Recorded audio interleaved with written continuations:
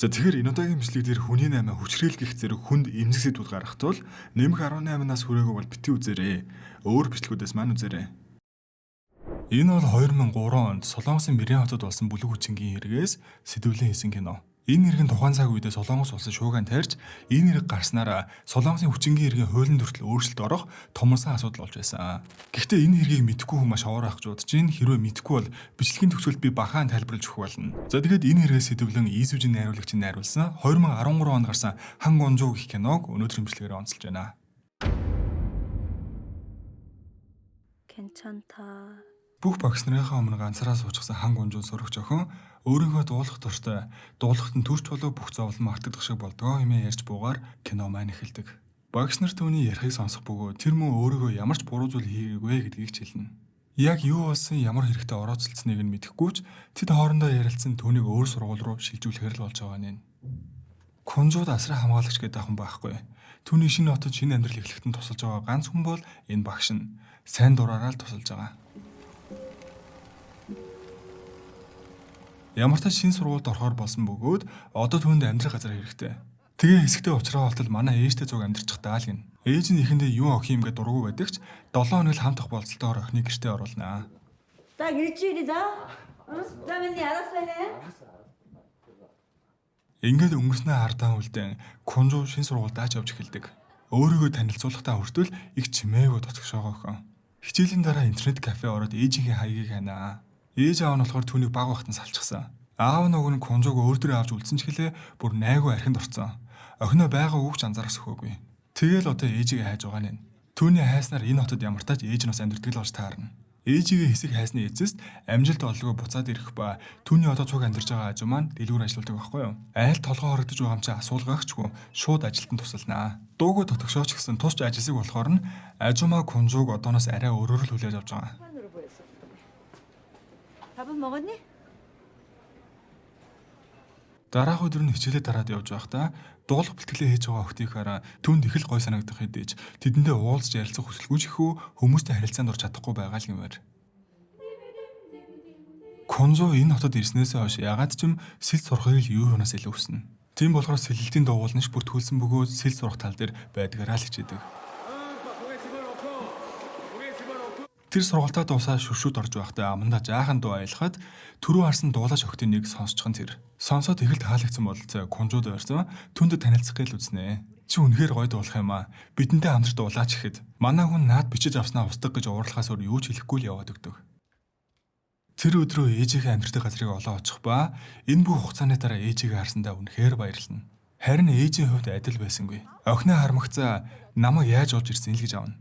Одоо угаасаа шинээр амьдрал зохиоцсон шин нөхөр мөхөртөө өөрийгөө өмнө амьдрал зохиож байсан гэдгийг хэлээгүй юм шиг байгаа. Чи ээжтэй яаж гомцсон бэ? Ээж нь чамд тусалж чадахгүй л гин. 엄마가 미친년 소리 들어 다 할 수 없어. 아니 정리하고 들어가야지. 아니 누구야? 아무도 아니야. Уг нь өсвөр насны л охин. Аав нь октоосоо хайгарч байгаа юм байхгүй. Ээж нь бүр улаан сайн л үл тоож байгаа. Конжуу сэлэг бэлтгэлээ хийсээр л нөгөө дуулаач охин манай хүнд уг нь ихэлсэн ханднаа. Хичээлийн дараа хөгжмийн анги хоосон байхыг хараад дотогш орон жаахан гитар тоглож дуулах боломж олцдог.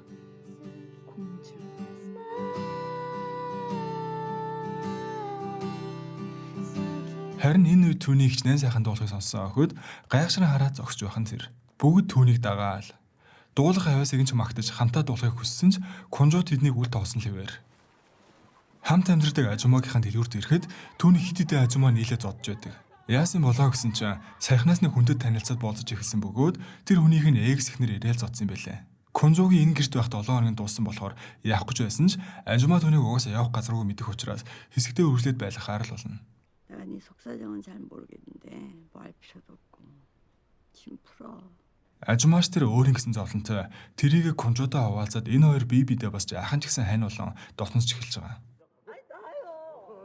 Ингээ амьдрах газрын асуудлаа төрч болон мартах боломжтой болсон болохоор нөгөө дуулаач охтуудтай нийлээд чадгаараа нийгэмших гэ үзнэ. Хичээх нь хичээж байгаа ч гэсэн заримдаа тийм ч амар биш. Яагаад ч юм түүний бичлэгийг хий зургийг дарахад тэр үнэн голоосоо дургүй.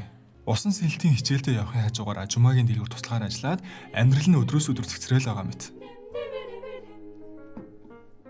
Конжо тусалж байгаа багш нь ирж түүнтэй уулзах ба чамайг хүчрхийлсэн бүх хэрэгтэйчүүд цагдаад баригдсан нотлох баримтууд хангалттай болохоор тэд зүгээр мултрахгүй бити санаа зовоол гин. Тэгэхээр манай хүн хүчингийн эргийн хохирогч аа гэсэн үг.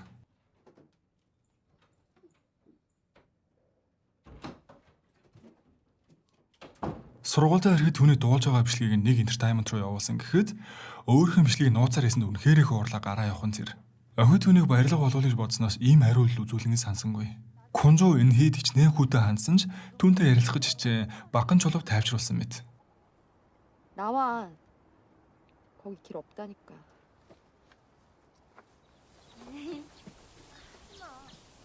Тэр хоёр хөөрхөн дотносоод Конжо энхийн гэрт ирж тэр хоёр геоснайт идэрч хийгээл.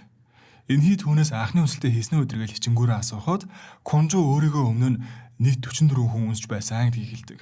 Үүнийг нь мэдээж тоглож ийна гэж бодсон шүү дээ. Тэд улмал дотносох бөгөөд Конжо өөрийгөө тэдний нэг мэтээр л мэдэрч эхэлнэ. Харин тэр өөрөө аав нэрч уулзнаа. Түүнийг хоолнож оруулаад гинт овоо хүн шиг байна уу гэлтэй. Гэхдээ архиа уусан хിവэрэл. Аль нь наад дээр гар үсгээ зураадахтаа гээл хитэн цаас өгнө. Онц юм бишээ хараадах юм байхгүй гэлс гар үсгээ зурчгалыг шавдуулдаг. 그거 네가 볼 필요 없고 그냥 그 사인만 하라니까. Гэсэн ч энэ бүхний эцэст аавда итгэхэрэг гэсээр л явах бөгөөд өөрхөн төлөө байгаа гэдэгт аавда итгэнэ. Конжогийн шалгаруулалтанд явуулсан бичлэгийг эхний шатаад авсан гээд бүгдээрээ л их баяртай. Тэд тойр суугаад өөрсдийнхөө мөрөөлнөлөөр ирцгаах ба Конжогийн ээлж болоход тэр өөрийгөө усан сангийн нэг талаас нөгөө тал хүртэл сурмаар байна л гэдэг. Иймхэн энгийн зүйл хүсэж байгаа нь тэднийг үнэхээр гайхшруулгүй байх юм. Оройн түүн рүү багш нь залгаж аавтайгаа уулзсан юм уу? Уулзсан бол яагаад хэлээгүй юм бэ гэж уралдаг. 그게 뭔데요? Чи зөвшөлтлийн гэрээнээр гар үсэг зурцсан байна гэх бөгөөд энэ нь юу болохыг хөөрхийг Конжо маань мэдэхгүй штэ. Аав руугаа залгахад аав нь уцаа авсангүй. Нэг тийм муу юм болоогүй л байлгүй гэж найдахаас өөр юу хийж чадах вэ? Удаах өдөр найзууд нь түүн зориулан фэн сайт нэгэ бичлэгийг оруулсан байх ба үүнийг харсан Конжо бүр амар уралж орилж хашгираад бушуу устгахыг шаарддаг. Харин энэ удаад октын нэг энэ занган бүр төсөө болоо уурлаа гарах бөгөөд бүгд түүнд урам нь хугарч орхио гарах нь тэр. Энэ хийж хүртэл. Тэр өдөр зүв зүгээр хичээлдээ суугаа байж хахад үл таних хүн Конжог асууж ирэх ба гинт л өчнөө хүмүүс түүнийг бүчиж аваад зөвшөлтөг цаасан дээр гар усыг зураад хаа шаарддаг.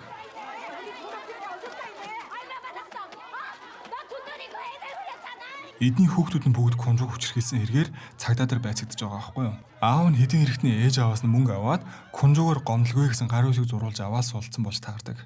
Үүнийг нь мэдсэн бусд ээж аав нар хайж ирээд мөн адил гарынхын үсгийг зуруулах гэж хичирж байгаа юм л. Гэхдээ бүр хүн амир яг ийм явдал бод амьдрал дээрэж болж байсан юм билээ. Тэр хүний дундаас арай хин зүгтэн гарсан ч өшөө олон хүмүүс энд тэндээс гарч ирэн түүний хөөсөөр 44 хүний эцэг их ба өөрөөр хэлбэл 44 залуу түүний хүчрхийлсэн гэсэн үг. Айс сандарсан Конжо харанхуй өрөөнд гарч чадахгүй ганцаараа нуугд суугаалуулна. Нөгөө аланч чөтгөрүүд нь бүр хэрэгтэй хөөж байгаа л айтаа. За тэгэхээр Конжод өмнө нь яг юу тохиолдсон бэ гэхээр тэрээр Хуаог гэх ганц сайн найзтай. Тэр найз нь нэг сурагчтай үерхдэг байхгүй юу? Дааш тэр нь ангийнхаа хүүхдүүдэд байнга дээрлэхүүлдэг. Ерөөсөө тамхингүй хөвчнөл гэсэн үг. Аав бүр архитаа гэр орондоо ч ирдэггүй байсан болохоор Конжогийн гэрэл манаа гурав ирж хамтаа цагийг өнгөрүүлнэ. 김동현. Гэтэл нэг өдөр нөгөө өөрийг нь дээрлэхтэй найзуудаа аваад ирсэн байх ба тэр цагаас хойш ойр ойрхоо ирж архиу ууж тамхи татаж бүр дураараа дөрөгдөг л болсон байгаа. Үүнд нь дургуулсан Конжо тэдний гэрээс нь явахыг шаардахад түүнийг сүрдүүлж бүр нүдэн дээр нь найзыг нь цаас үдгчээр буудаж тарчлаана. Айд цагдаа дуудах гэсэн ч түүний уцыг нь булан авах ба энэ мэд үйл үлдийг нь зогсоож чадахгүй үргэлжилсээр л үүдэг. Ингээд нэг удаа Тунюун гэд найзынхаа үерхдэг залуугийн гэртээ хамт байсан бөгөөд уух юмд им игээ тэрийгэ Тунюунаар огтд өгүүлэх нь тэр. Конжо уухыг хүсээгүйч түн тулгасаар байсан болохоор аргачгүй уусан л юм байлаа. Ингээд масууруулах бодис нь үйлчилж эхлэсний дараа тэд нэг нэгээрээ огтыг хүчрхийлсэн бөгөөд энд нь нийт 44 эрэгтэй байсан юм. Тэдний зарим нь бүр бичлэг зурагч аваад тэрийг интернет тавьсан. Хэдэн цаг үргэлжилсэн тарчлааны эцэст Тунюуны аав гэртээ ирж таардагч энэ бүх явдлыг харсан ч хараагүй мэт л өнгөрч байгаа. Учир нь зүүнний хүүн энтэй холбогдсон болохоор. Үүнээс болж Хуаог найз нь гүрнээс өсөрж амиа орлсон юм байлаа. Найз нь амиа орлсны дараа л Конжо юу болсон бүгдийг цагдаагийнханд хэлсэн ба энэ хэрэгээс нь болоод сургуулийн түүнийг байлгахгүй гэж шилжүүлсэн байхгүй юу? Ийм хэрэгт холбогдсон хүнийг хохирогч байсан ч хамаагүй сургуулийн нэр хүндэд муу л гэж байгаа. Тэгэхээр шинэ сургуулийн түүнийг ийм хэрэгт орооцолсныг мэдээгүй л авсан гэсэн үг. Одоо мэдсэн болохоор шууд хэсэгтэй гэртээ байл гэж аавна. Түүний цуг амьдрах ажимаагийнхан шинэ амраг цагдаа авахгүй юу? Хичнээн охин хохирогч гэсэн түүнийг гэрээсээ гаргасан дээр хэрэгтнүүдээ ээж аав нар нь өдөр бүр ирээ салахгүй шүү л гэж ярилцах хооронд Конжууч бүх юма багалчихсан баярснаа илэрхийлээд гараа явхан зэр. Тэгсэн бүр цагдаа хажууши араас нь гүйж ирсэнэ. Энэ дэр гарын үсгээ зураад өгч болохгүй юу? Миний танил хүн байгаа маа л гэж солиорно. Бүр цагаандаа гарцсан. Бүх зүйлээ хохирогч байж яагаад өөрөө зүгтэх ёстой юм бэ гэд Конжууд үнэхээр шудраг бус. Ингээ очих газарчгүй саунд л унжих ба аав руу залхахад аав нь юу ч болоогүй мод шаас өгтөө. Багштайгаа ярихад аав чи хэдий эцэг ихээс мөнгө аваад чамаа гомдлгүйгээ зөвшөлдсөн юм байна. Бусад эцэг их жүж барьцаа чиний нөхцөл байдал их хэцүү болчлоо. Энэ хэрэг сонин телевизээр ч гэсэн гараад эхэлсэн болохоор яг одоо яах хэрэгтэйг үнэхээр мэдэхгүй байна л гэдэг. Тэр интернетээр хайж үзэхэд хүчндүүсээ хоёр охины нэг нь амиа орлсон. Нөгөө нь ингээд энэ хотод сурж амьдарч байгаа гэд мэдээлэл нүртэл гарцсан. Конжуу чимдана чирсээр метрон 100 явах ба түүний бичлэгээ явуулсан энтертайнментаас түүнтэй уулзахыг хүсэж байна гэх мессеж ирхэн тэр. Энэ үеэр ангийнхан охтууд Конжуугийн хүчрхийлүүлж байгаа бичлэгийг интернетээс олоо үзчихнэ. Яагаад түүний тэгж ашигладаг байсныг эцэст нэг юм ойлгож байгаа. Уг нь Конжуу хохирогч идэж найзууд нь ч түүнтэй ярихасаа байна. Конжуу дуртай дуугаа аялан халахсаар гүүрэн дээр ирдэг. Бид түүний чимдан байхыг л олж харах бөгөөд Конжуу аль хэдийн гүүрнээс үсэрсэн. Тэрээр эцсийн мөчөд бодлоо өөрчилж бүгдийг шинээр эхлэхийг хүсэх үйл гэсэндээ сэл зурхайд эхлэхийг хүсдэг байсан юм. Ахиад амьдрахыг хүсч магадгүй л гэсэндээ.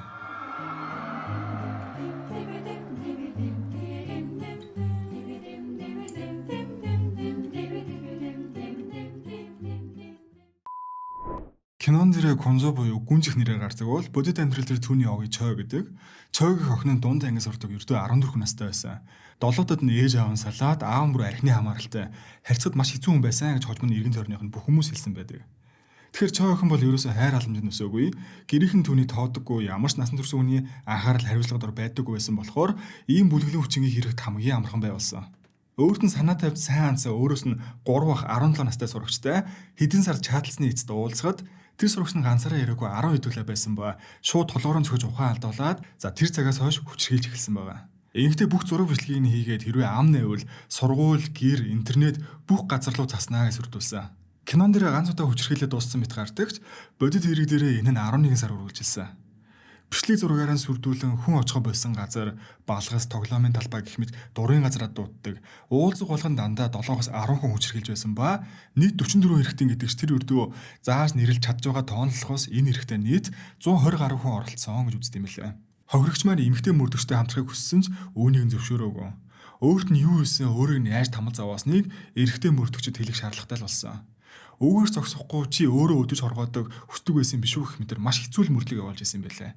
Хэрэгтэн таних үйл явц уг нь хориг царайгаа харуулахгүй нуугаа зөвхөн нэг талдаа нэвт харагддаг тусгалтай тойлны цаанаас сэжигтнийг зааж явах ёстой байтал шууд бүгдийг нэг өрөөнд оруулаад нүр тулуулсан байгаа. Энэ чамаа хүчин зөв мөн үү гэх зэрэгээр. Хохирогч охин ганцаараа өөрийг нь хүчрхийлсэн баахан эрэгтэйтэй хамт дээрээс нь мөрдөгч нь хүртэл эрэгтэй. Ер нь мөрдлөг маш бүдүүлгэл явж өнгөрсөн. Хохирогчийг хэн болохыг нуун хэргийг хаалтаа шийдвэрлэн гэсэн нь бас судлаа болж. Үүнээсээ болоод хохирогч нь хохирсон дээрээ улам хохирж ирээдүйд ажилд орох сургуультай сурах нь хүртэл хүндрэлтэй болсон. Нийт 44 хэрэгтний 35 нь 10 жилийн сурагч хിവэрэ байсан ба ихэнх зүгээр засан хүмүүжүүлэх боловсрол олгоод дуусах шахуу газар явсан. Ямар ч тач тухайн үеийн хуулиар тэр 44-ийн нэг нь ч үүний дараа гэмт хэрэг үлдчихсэн гэх түүхтэй үлдээгүй юм байлаа. Аав нь нийт 14 хүнтэй хэргийн зөвшөлтсөл хийгээд 50 сая вон авснаа өөрөө ихэнхийг нүрээд үлдснийг нь бүр хамаатнуудаа өгж тэр дор нь үрж дуусгасан байдаг. Гэхдээ нэг бодлого аав нь архинасаа олоод нас орсон.